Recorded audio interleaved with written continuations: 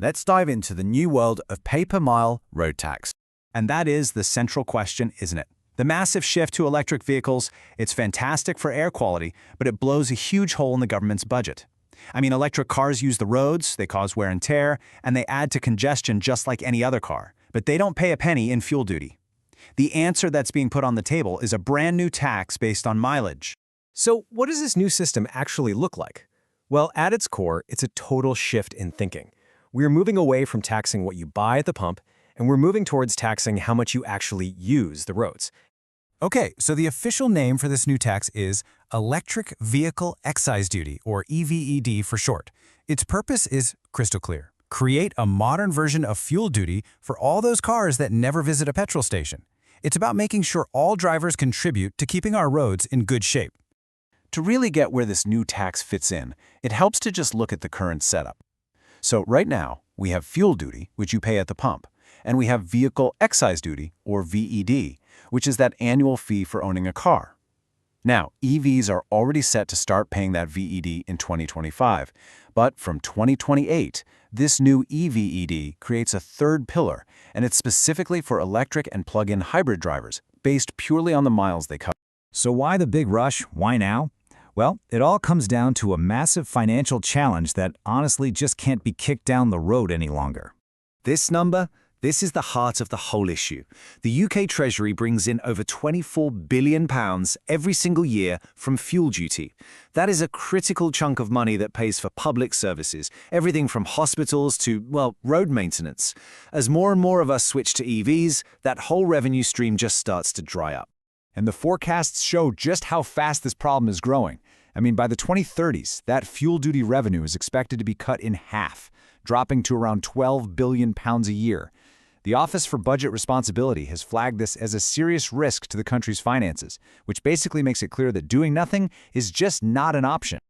All right, so we've covered the why. Now let's get into the how. What is this system actually going to mean for you as a driver on a day-to-day basis? Okay, here are the confirmed rates that are going to kick in from April 2028. Fully electric cars, they'll be charged 3 pence for every single mile they drive. Plug-in hybrids get a lower rate, 1.5 pence, and that's to recognize that they do still pay some fuel duty. But here's the key takeaway.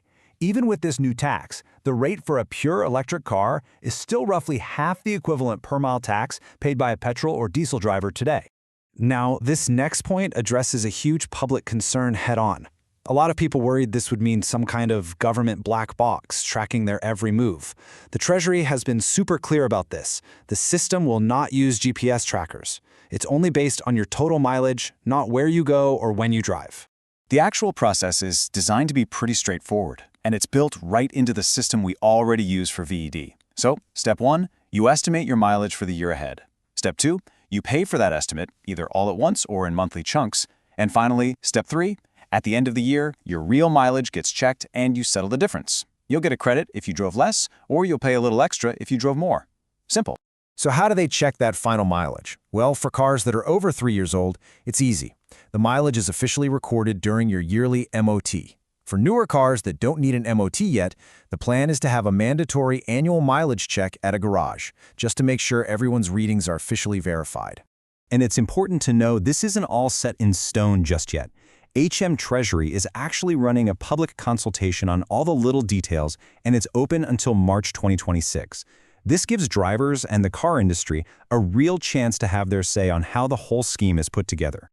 Of course, a change this significant has sparked a lot of debate. So let's look at some of the biggest controversies and concerns that people are raising. One of the biggest sticking points is all about fairness, especially this divide between urban and rural drivers.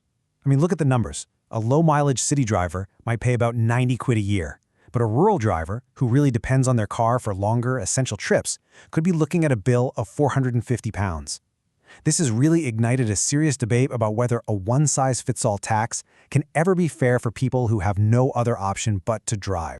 There's also a major economic worry, and this one is coming directly from the government's own independent watchdog, the Office for Budget Responsibility. Their whole job is to give unbiased forecasts, and they've warned that this new tax could actually slow down the switch to electric cars. They figure that by making them more expensive to run over their lifetime, it could cut EV sales by nearly 500,000 vehicles in the next 5 years. And then, of course, you get the more pointed criticisms. Ben Pyle from Climate Debate UK, for example, argues that this was the plan all along. He's suggesting that drivers were lured in with subsidies to switch to EVs, only for the government to then introduce a new tax once everyone was on board. He basically frames it as a pre-planned trap to find a new way to tax motorists. Now, in response to all these concerns, the government has announced a package of measures to try and offset the impact. They're pumping an extra £1.3 billion into the electric car grant, they're raising the threshold for that luxury car tax on EVs up to £50,000, and they're investing more in charging points. The whole goal here is to soften the blow and make sure that EVs still look like an attractive choice. Okay, so with all of that in mind, what's the actual timeline for these changes? Let's take a look at the road ahead. The changes are going to be rolled out in a few distinct phases. So, first up, April 2025.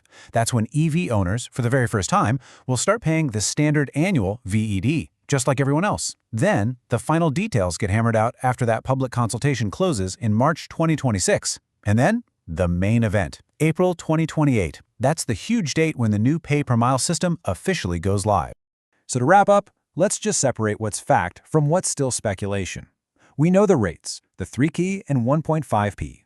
We know the 2028 start date. And we know it's going to use MOT data with no GPS tracking.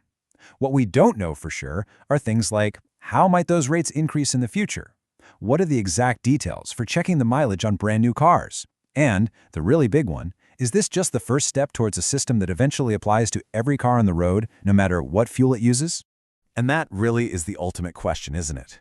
While the current plan is only for electric and plug-in hybrid cars, a lot of experts see this as the thin end of the wedge.